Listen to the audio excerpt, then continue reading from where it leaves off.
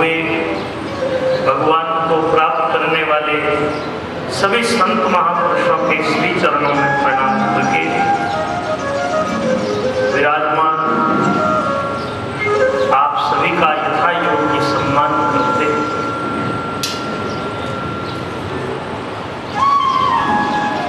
उपाध्याय परिवार के द्वारा आयोजित मां गंगा की गोद में दिव्य भागवत कथा सप्ताह महोत्सव में आप हम सभी को भगवान की लीला कथा, भगवान के चरित्रों का चिंतन मनन करने का अवसर प्राप्त हुआ। उत्तराखंड की ये पावन भूमि श्री सेठ जी का पावन सत्संग का वो वटवृक्ष,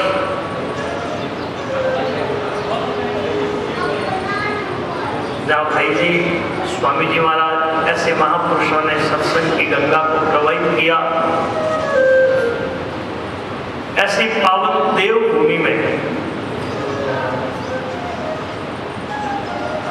और उसमें भी ये वैशाख का पावन महीना, हमारे धर्म ग्रंथों में कार्तिक, माघ और वैशाख ये 3 महीने बड़े पावन बताए जाते हैं। कार्तिक, माघ, वैशाख, स्नाना। लोग इन महीनों में सुबह जल्दी जग करके स्नान करके मंदिर में जाकर भगवान की पूजा करते हैं, भगवान की लीला कथा सुनते हैं। इन महीनों में स्नान का विशेष महत्व, भगवान की लीला कथा सुनने का मौका, उसका महत्व, और साथ में जो हम जीवन में कुछ संकल्प जिस कथा का आयोजन किया है वो भी धन्यवाद के पात्र हैं। और जो लोग अपना समय निकाल करके और इस कथा में सम्मिलित हुए हैं, और उनसे भी ये निवेदन करूँगा कि ये 7 दिन जो है जीवन के बहुत अनमोल क्षण हैं। इसी एक क्षण को भी हमें इधर उधर गवा करके और महाराज की इस कथा को मनोयोग से सुनेंगे पूरा ढंग से, और इस कथा के श्रवण में जाए तो ये जो क्षण हैं ये हमारे जीवन में अनमोल काम करेंगे। और इसमें सुनी हुई जो भी एक भी बात हमारे जीवन में लग जाएगी तो हम कृतार्थ हो जाएंगे। हम लोगों के पूर्वज ने कोई अच्छा पुण्य किया, हमारे जीवन में भी हमारे भाग्य ने साथ दिया, तो इस स्थल पर ये कार्य हो रहा है। और इसमें भी हमें यही मानना चाहिए कि हमको भगवान ने मौका दिया है, हमारे किसी परिश्रम या हमारे किसी और किसी वजह से हमको ये कार्य नहीं हो रहा है। इसलिए सुनने वाले और करवाने वाले सभी अहंकार और अभिमान से शून्य होकर हमारे श्री की वाणी को सुनेंगे। आपके मधुर वचन और भजन और बीच में कीर्तन जो हैं बहुत अच्छे लगते हैं, जो बांध कर रखते हैं कथा में। और इस कथा के प्रारंभ में और समय ज़्यादा नहीं लेकर के हम लोग 2 मिनट श्रीमन्नारायण का कीर्तन करेंगे और फिर मार्गशीर्ष से हम आगे आएंगे। श्रीमन्नारायण नारायण नारायण, श्रीमन्नारायण नारायण नारायण, श्रीमन्नारायण नारायण नारायण, श्रीमन्नारायण नारायण नारायण, श्रीमन्नारायण नारायण नारायण, श्रीमन्नारायण नारायण नारायण, श्रीमन्नारायण नारायण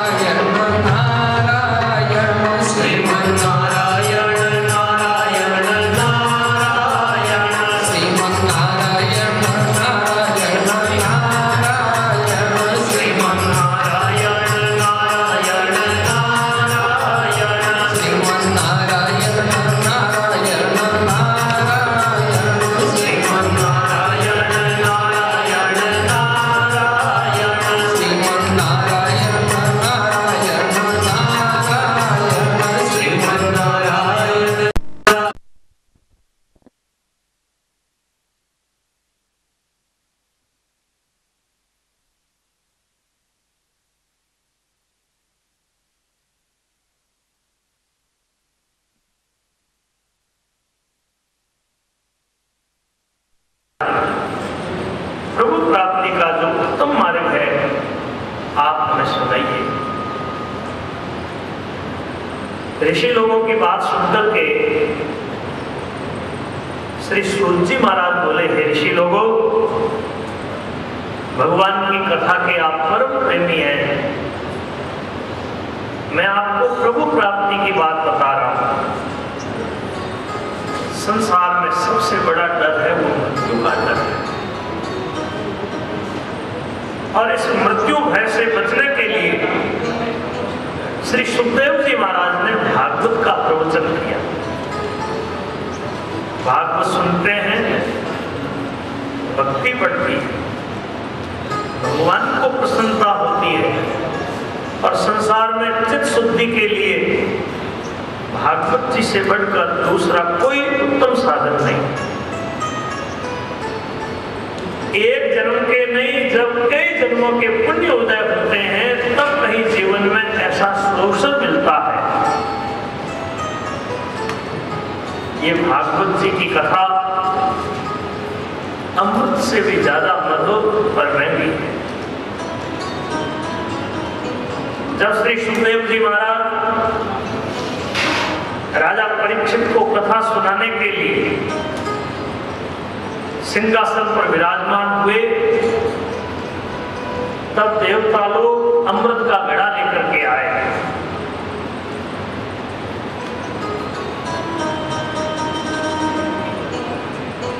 बड़े चतुर हैं देवता।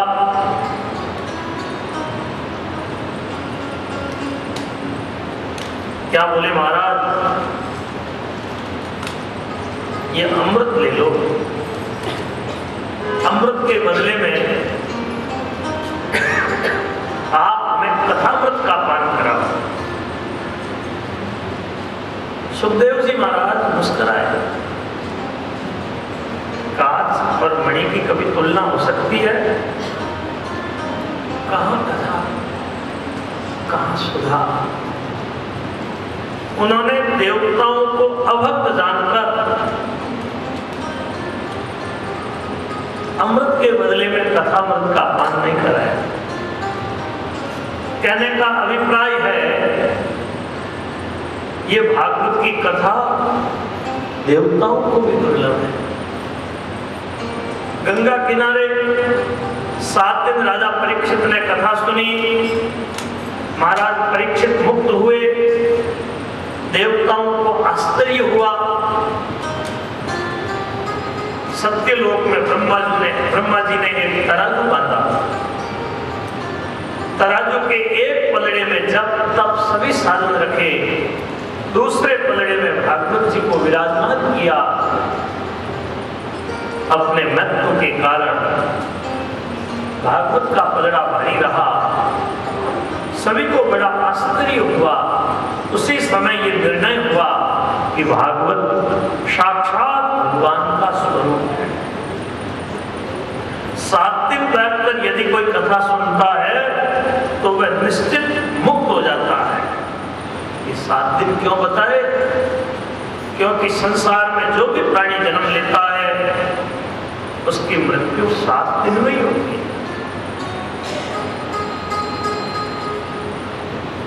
नारद जी ने पहले ब्रह्मा जी से कथा सुनी, बाद में सनकादिक महात्माओं ने सप्ताह श्रवण की विधि बताई।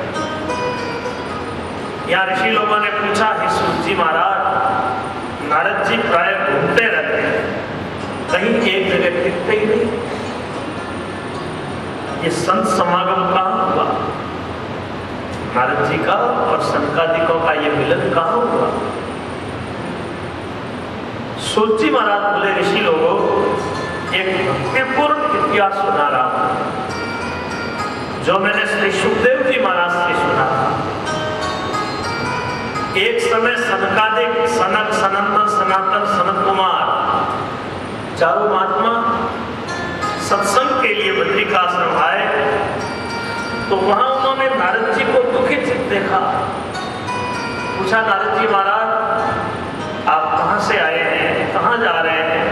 जैसे किसी व्यक्ति का धन लुट जाता है और बेचारा दुखी हो जाता है, वैसे ही आप दुखी हो रहे हैं। यदि आप जैसे संत इस प्रकार दुखी रहेंगे फिर बेचारे संसारी जीवों की क्या दशा हो, कहां से आए, क्यों दुखी है। तब नारद जी ने बताया, हे महात्माओं, कर्म स्थली होने के नाते इस पृथ्वी पर जब मैं आया, काशी, प्रयाग, पुष्कर, गोदावरी, कई तीर्थों में घूमता रहा, कहीं मेरे मन को शांति नहीं मिली। सब जगह कलयुग का प्रभाव, लोगों में शक्ति नहीं, तप नहीं, दया नहीं, दान नहीं, लोग झूठ बोलते हैं, अपना पेट भरते हैं। घरों में स्त्रियों का प्रभुत्व देखा, सारा चला देता है। लोग के कारण लोग अपनी लड़कियों को बेचने लगे। यदि हमारे बेटे के साथ संबंध करना हो तो कितने पैसे टीके में चाहिए, बोलो। हमने बेटे को पढ़ाया है, हमने बेटे को इतना ऊंचा स्थान दिलाया है, इतने पैसे तो चाहिए। लोग धन के लोभ में अपने बेटा बेटी को भी बेचने लगे, पति पत्नी आपस में झगड़ा करने लगे, मनुष्य मंदभागी हो गए, आलसी हो गए, संत रूप में जहां तहां पाखंडी लोग पाखंड करने लगे। जो विरक्त सन्यासी कहलाते हैं, वे ग्रस्त लोगों की तरह ठाट वाट से रहने लगे। दुराचारी लोगों ने तीर्थों में अश्रद्धा पैदा कर दी। अब तीर्थ की भावना कहां? लोग घूमने जाते हैं, पिकनिक मनाने जाते हैं, बताओ, बालकों की छुट्टी है, चलो घूमकर आ जाएंगे। तीर्थों की भावना नहीं रही। दुराचारी लोगों ने तीर्थों में इन सब के सार नष्ट हुए। कुछ अल्पज्ञ लोग धन के लोभ से बिना बुलाए लोगों के घरों में जाकर कथा सुनाने लगे। कथा का सार नष्ट हो गया। ऐसे वैसे क्रूर कर्म करने वाले नास्तिक अपी मनुष्य तीर्थों में रहने लगे। तीर्थों का सार नष्ट हो गया। लोगों की प्रकृति आसुरी प्रकृति हो गई। भाई भाई के नहीं बनती है, पड़ोसी पड़ोसी के नहीं बनती है, पिता पुत्र के नहीं बनती है। एक जो बोलियो महाराज थाने का ही ठाओ, मैं कहो ऊंचा चढ़ चढ़ देखो, घर घर में वही लिखो, कहीं जाओ। ऐसे समय में यदि कोई धैर्य रखता है तो वो ज्ञानी है, वो पंडित है। वृंदावन की भूमि धन्य है। हे भक्ति, आपको युवा अवस्था मिली, लेकिन आपके इन पेटों का ज्ञान वैराग्य का कोई ग्राहक नहीं। बताओ ज्ञान किसको चाहिए? वैराग्य की भूख किसको है? सड़क पर कई लोग जा रहे हैं, किसी को रोक करके कहो भाई साहब आओ आपको कथा सुनाते हैं, क्या बोलेगा? कथा थारे घर ही रखो। ज्ञान की भूख किसको है? वैराग्य किसको चाहिए? आज ज्ञान वैराग्य की संसारी लोगों ने उपेक्षा की, ज्ञान वैराग्य बूढ़े हो गए। देवी आप चिंता न करो, ये सब युग धर्म है, भगवान स्वयं कर रहे हैं। सूत जी कह रहे हैं, ऋषि लोगों भक्ति कहने लगी, नारद जी आप धन्य हैं, कोई अच्छे भाग्य थे, मुझे आज आप संतों के दर्शन हुए, अब तो मेरा दुख मिट जाएगा। महाराज आपके उपदेश से वो 5 वर्ष का बालक ध्रुव, उसने अजय भगवान को प्राप्त कर लिया। आप तो भगवान के कृपा पात्र हैं, मैं आपको प्रणाम करती हूं। नारद जी बोले, देवी वृथा खेदयसे वाले, अहो चिंता तुरा कथम, श्री कृष्ण चरणाम भोजम स्मर दुखम गमिष्यति। क्यों दुख कर रही हो? क्यों चिंता कर रही हो? अरे चिंता करने से